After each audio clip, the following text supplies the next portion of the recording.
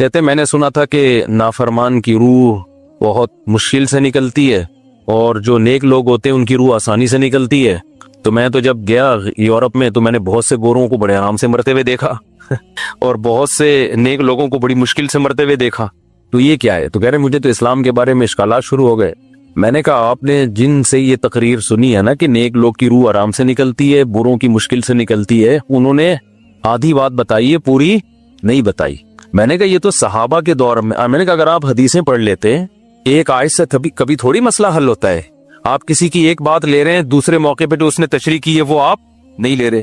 میں نے کہا معاذ اللہ، اگر کسی کی کوئی موت کی کسی کو بہت تکلیف ہو رہی ہے، یہ اس معاذ اللہ اس کے برے ہونے کی علامت ہے، تو یہ تو پھر کفر ہے. احادیث میں آتا ہے کہ آپ صلی اللہ علیہ وسلم کو موت کی تکلیف دوسروں سے زیادہ ہوئی ہے. آپ صلی اللہ علیہ وسلم فرمایا اوعکو کما یوعکو رجلان منکم، مجھے بخار میں اتنی تکلیف ہوتی ہے جتنی تم میں سے 2 آدمیوں کو ہوتی ہے. آپ پر جب بیماری آتی تھی نا، آپ کو تکلیف دوسروں سے زیادہ ہوتی تھی. اور امی عائشہ رضی اللہ تعالی عنہا فرماتی ہیں کہ نبی صلی اللہ علیہ وسلم کا سر مبارک میری گود میں تھا جب آپ کی روح نکلی ہے، اور آپ کی جو میں نے موت کی تکلیف دیکھی ہے، جس شدت میں آپ جس تکلیف میں تھے، اس کے بعد مجھے کسی کی موت کی جو آسانی سے کوئی دنیا سے گیا ہو نا، اس کے مرنے پر مجھے کبھی رشک نہیں آیا. رشک کا کیا مطلب؟ کہ بھئی یہ اتنی آسانی سے چلا گیا تو اس کا مطلب یہ زیادہ اچھا تھا، اور معاذ اللہ آپ صلی اللہ علیہ وسلم کے اعمال کم تھے، تو یہ تو ممکن نہیں ہے نا. کہتے ہیں مجھے کبھی کسی پہ رش نہیں آیا کہ آرام سے مر گیا تو بہت نیک ہوگا. ٹھیک ہے نا، بہت مشکل ہے سمجھانا. امی عائشہ فرماتی ہیں کہ یعنی امی عائشہ کی حدیث کا مفہوم بیان کر رہا ہوں کہ نبی صلی اللہ علیہ وسلم کی موت کے وقت جو تکلیف کی حالت تھی، اس کو جب سے میں نے دیکھا ہے، تو امی عائشہ کی بات کا خلاصہ یہ ہے کہ اب اگر میں کسی کو دیکھتی ہوں نا کہ آرام سے روح نکل رہی ہے، یعنی آرام سے مر رہا ہے، دنیا سے جا رہا ہے، تو مجھے اس پہ رش نہیں آتا کیونکہ بہت نیک ہوگا. کیا مطلب؟ اس کا نیک عمل سے تعلق بولتے کیوں نہیں ہے. لیکن ہمارے ہاں سارا مدار کس پر ہے؟ مرنے کے بعد شکل کیسی ہے اس کی؟ آڑا ترشا ہو گیا تو جہنم میں جا رہا ہے اس کا مطلب. اور اگر مرا ہوا ہے، دانت کھلے میں ایسا لگ رہا ہے مسکرا رہا ہے، سیدھا کہاں جا رہا ہے؟ او بھائی، اگر خدا نہ خواستہ کوئی لکوے کا مریض تھا، کوئی فالج کا مریض تھا، وہ تو مرے گا تو اس کا تو بیچارے کا ہوگا تھوڑا سا چہرہ بھی ٹیڑھا ہو سکتا ہے، کچھ بھی ہو سکتا ہے، نیک لوگوں کا بھی ہو سکتا ہے. تو مدار کس پر ہے؟ اعمال پر. اور نیک لوگوں کو بعض دفعہ موت کے وقت ڈبل تکلیف دی جاتی ہے. ایک تو اس لیے دی جاتی ہے، یا تو اس لیے کہ کوئی گناہ ان کا باقی رہ گیا ہوتا ہے.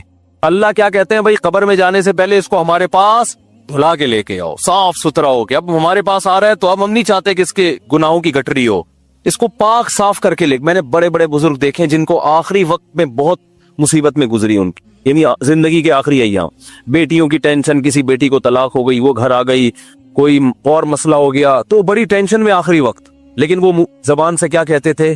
شکر.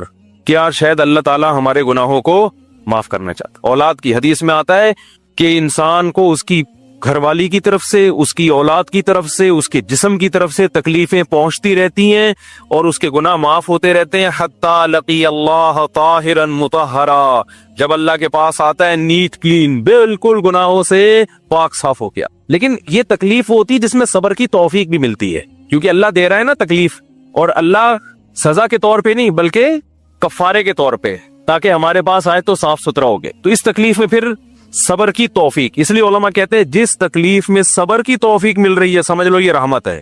یہ کیا ہے؟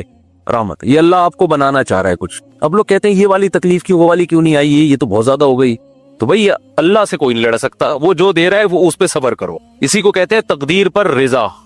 کیا قبر والے سنتے ہیں؟ اگر نہیں سنتے تو ہم یہ دعا کیوں پڑھتے ہیں، السلام علیکم یا اہل القبور؟ وہ تو سنتے ہی نہیں. اختلافی مسئلہ ہے. ہماری رائے یہ کہ نہیں سنتے. قرآن مجید کی آیت ہے انک لا تسمع الموتى ولا تسمع الصم الدعاء، کہ نبی آپ مردوں کو نہیں سنا سکتے. تو اس پہ بہت کچھ لے دے ہوئی ہے، بہت کچھ کہا گیا ہے. تو احادیث میں بعض جگہ سننا بھی ثابت ہے. تو ہماری رائے یہی ہے، جو ہمارے اکابر میں سے بھی بہت سو کی رائے یہی تھی. حضرت مولانا سرفراز خان صفدر صاحب کا اس پر بہت تفصیلی رسالہ ہے، انہوں نے بھی آخر میں خلاصہ یہی بیان کیا ہے. وہ یہی ہے کہ اصل یہی ہے کہ مردے نہیں سنتے، الا یہ کہ جہاں سننا ثابت ہے تو وہاں ہم قائل ہیں. جیسے کہ حدیث میں آتا ہے کہ جب مردے کو دفن کر کے جاتے ہو تو یسمع قرع نعالہم، وہ لوگوں کی ابھی پاؤں کی چوکھٹ کی جو آہٹ ہے نا، پاؤں کی آہٹ، قدموں کی آہٹ، اس کی آواز سن رہا ہوتا ہے کہ فرشتے آ جاتے ہیں حساب کے لیے.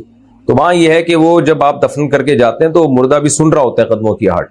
لیکن بعض علماء کی یہ رائے ہے کہ یہ حدیث جو ہے نا یہ علم سے کنایا ہے، یعنی مردے کو پتا ہوتا ہے کہ مجھے دفنا کے جا رہے ہیں. واللہ عالم، اس پیچیدہ بحث میں ہمیں پڑھنے کی زیادہ ضرورت نہیں ہے. بہرحال آپ نے پوچھا ہے تو میری اور ہمارے بہت سے اکابر کی رائے یہی تھی کہ قرآن کی اس آیت کی روشنی میں کہ مردے نہیں سنتے، الا یہ کہ جہاں سننا ثابت ہے. تو اللہ اپنی قدرت سے کسی کو کوئی بات سنا دے تو پھر اللہ پہ تو کوئی پابندی نہیں ہے، نہ کوئی چیز اللہ کی قدرت سے باہر ہے. لیکن علی الاطلاق یہ قول کہ جب بھی آپ جائیں گے قبر پہ مردے سنیں گے، تو یہ قول ہماری رائے میں دلیل کے لحاظ سے کمزور ہے. ناتالیہ انصاری انڈیا سے، کیا سورہ فلق سورہ ناس دل میں ہی پڑھ کر دم کر سکتے ہیں یا زبان سے پڑھنا ضروری ہے؟ دل میں پڑھ کے نہیں دم کر سکتے بھائی، زبان سے پڑھنا ضروری ہے، زبان سے پڑھ کے دم کریں. سعودی عرب سے کسی نے پوچھا، انڈیا اور پاکستان سے جو لوگ مسجد وغیرہ کے لیے چندہ کرنے آتے ہیں تو کیا ایسا کرنا جائز ہے؟ کیونکہ یہاں کی گورنمنٹ نے تو پابندی لگائی ہوئی ہے. وہ لوگ گورنمنٹ سے چھپ کر ایسا کر رہے ہوتے ہیں. جب گورنمنٹ نے پابندی لگائی ہے تو پھر ناجائز ہے.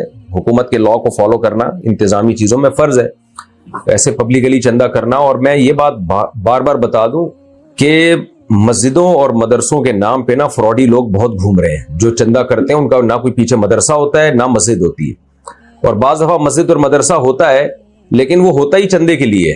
تو اس لیے کہ ایسا نہیں ہو کہ کوئی بھی اٹھ کے مدرسے کے نام پہ پیسے مانگنا شروع کر دے، آپ دینا شروع کر دیں. یہاں بہت بیوقوف بنایا جاتا ہے. تو پہلے یہ دیکھیں ریلائبل مدرسہ ہے یا نہیں ہے، اس کی مینجمنٹ کون ہے، آڈٹ کا کوئی نظام بھی ہے یا نہیں ہے، چندہ کہاں آ رہا ہے، کدھر خرچ ہو رہا ہے. جب تک یہ پوری پراپر نالج نہ ہو، اسی طرح اپنی رقمیں اٹھا کے دیتے رہنا، یہ ضائع کرنے والی بات ہے مال کو.